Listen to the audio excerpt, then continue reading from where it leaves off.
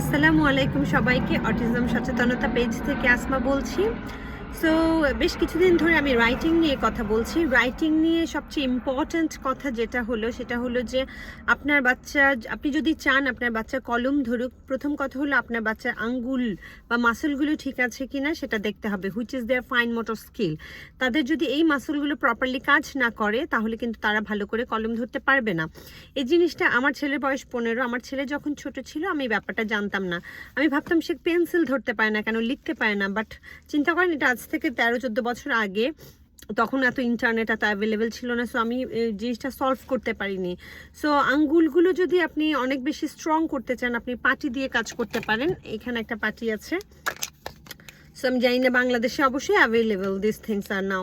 So এই যে এইসব পাটি দিয়ে আপনারা যদি বাচ্চাদেরকে স্কুইজ করা, এভাবে টানা, ট্যাপ করা, এগুলো দিয়ে খেলতে দেন তাহলে বাচ্চাদের ফিঙ্গার মাসলগুলো শক্ত হবে। এছাড়া বাচ্চাদেরকে স্টিকার তুলতে দিবেন, স্কচ টেপ তুলতে দিবেন, আঙ্গুলের কিছু এক্সারসাইজ আছে সেগুলো করতে পারেন। বাটন, আমরা যে ব্যাংকের মধ্যে পয়সা ঢুকাই, সো ওরা গ্রিপ করে পয়সা ঢুকাতে পারে কিনা, ওই ধরনের কাজগুলো করলে আঙ্গুলগুলো স্ট্রং হয়। আর সবচেয়ে খেয়াল রাখবেন, শুধু আঙ্গুল স্ট্রং কিন্তু শুধু হাতের এইটুকুর মধ্যেই ডিপেন্ড করে না, পুরো বডি, ঠিক আছে? বডি আপার পার্টের এক্সারসাইজ মুভমেন্টের উপরেও কিন্তু আঙ্গুলের স্ট্রেংথ ডিপেন্ড করে।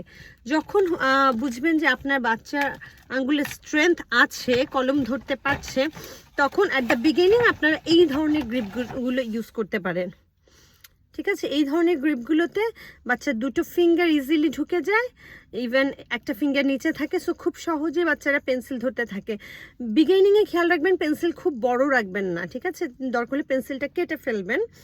পেন্সিল খুব বড় রাখলে বাচ্চার জন্য কন্ট্রোল করা কঠিন হয়ে যায়। পেন্সিলটা শর্ট রাখার চেষ্টা করবেন, বাচ্চাকে পেন্সিল ধরবেন।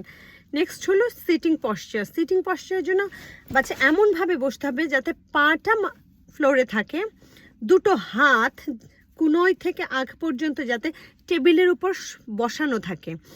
এই লেফট হ্যান্ডটা পুরো শোয়ান এভাবে থাকবে টেবিলের উপর। রাইট হ্যান্ডটার কুনুই থেকে শুরু করে কবজি পর্যন্ত, কবজিটা যাতে কখনো উঠানো না থাকে। অনেক বাচ্চা স্টার্ট করে এভাবে লেখা, কখনো এটা অ্যাকসেপ্ট করবেন না। দরকার হলে গাইড করবেন বাচ্চাকে, হাতটা নামাই দিবেন। বাচ্চার এইটুকু যদি সুন্দরভাবে টেবিলে না বসে, কোনো দিন বাচ্চা ভালো করে লিখতে পারবে না বা সহজে পারবে না। সো খেয়াল রাখবেন এইটুকু যাতে বাচ্চা টেবিলে বসায়। এটা লেখা শুরু না, বাচ্চাকে আপনি যখন কালারিং করতে দিবেন, রং করতে দিবেন, তখন থেকেই খেয়াল রাখবেন যাতে বাচ্চা যাতে হাত এইভাবে উঠিয়ে না করে, বাচ্চা যাতে হাতটা সুন্দর করে রেস্ট করে করে, তাহলে রাইটিংটা খুব বেশি ইজি হবে বাচ্চার জন্য। অ্যালফাবেটের যে ফরমেশন ওটা খুব ভালো আসবে। নেক্সট, আমি কয়েকদিন ধরে ভিডিওতে দেখিয়েছি কিভাবে যে বড় বর্ডার করে ভিতরে কালার করতে হবে, সেই কাজগুলো করাবেন। আমি কিছুদিন আগে দেখিয়েছি যে বড় বর্ডার করে, এখানে কোনো কপি আছে কিনা দেখি, সেই বর্ডারের ভিতরে আপনি কালার করা শেখাবেন। এখানে লিটল বিট একটা, হ্যাঁ, এরকম বিগিনিংয়ে যদি বাচ্চাকে কালারিং করাতে চান, এরকম বড় বর্ডার করে ভিতরে কালারিং করা শেখাবেন। স্লোলি, যেহেতু আমাদের অবশ্যই কালার করাটা একটা স্কিলস, এছাড়া আমাদের মেইন স্কিল হলো বাচ্চাদেরকে ABCD বা অ্যালফাবেট লিখতে শেখানো। সো বাচ্চাদেরকে স্ট্রেইট লাইন করতে দিবেন প্রথমে। আমি জানি না এই বই আছে কিনা, সো এখানে কিছু আছে, বাট হ্যাঁ, প্রথম কাজ হলো বাচ্চাদেরকে স্ট্রেইট লাইন করতে দেওয়া, স্ট্রেইট লাইন করতে দিবেন। ওকে, বা স্ট্রেইট লাইন করতে দিবেন, আপনি একটা দাগ দিবেন, বাচ্চাকে বলবেন একটা দাগ দিতে। ওকে করতে লাগিয়ে দিবেন না, তাহলে বাচ্চা ইন্টারেস্ট হারায় ফেলে বা গাইডলাইন বুঝতে পারে না। অটিস্টিক বাচ্চাদের ব্রেন তো আর আমাদের নর্মাল মানুষের ব্রেনের মতো না। সো একটা পেজ নিয়ে আপনি একটা দাগ দিবেন, ওকে বলবেন একটা দাগ দিতে। যখন এই ধরনের স্ট্রেইট লাইন করতে পারবে, তারপর বাচ্চাদেরকে এইভাবে ভার্টিক্যাল লাইন করতে দিবেন, এই ধরনের স্ট্রেট লাইন করতে দিবেন। ওটা পারার পর ডায়াগনাল লাইন করতে দিবেন। জানি না এই বই আছে কিনা, এটা আমি আমার একটা স্টুডেন্টের জন্য নিয়েছি।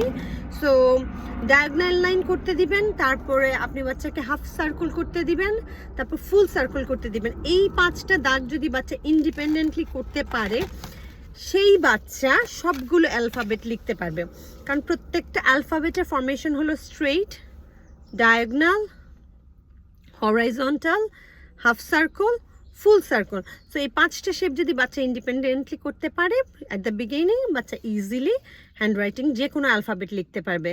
সো হ্যাঁ, খেয়াল রাখবেন প্রথমেই জাম্প করবেন না ABCDতে। প্রথমে সিটিং পশ্চার ঠিক করবেন, পেন ধরাটা ঠিক করবেন, প্রথমে এক্সারসাইজ করে আঙ্গুলগুলোকে স্ট্রং করবেন, তারপর ধীরে ধীরে ABCD লিখাবেন। Okay. That's all for today. Bye bye.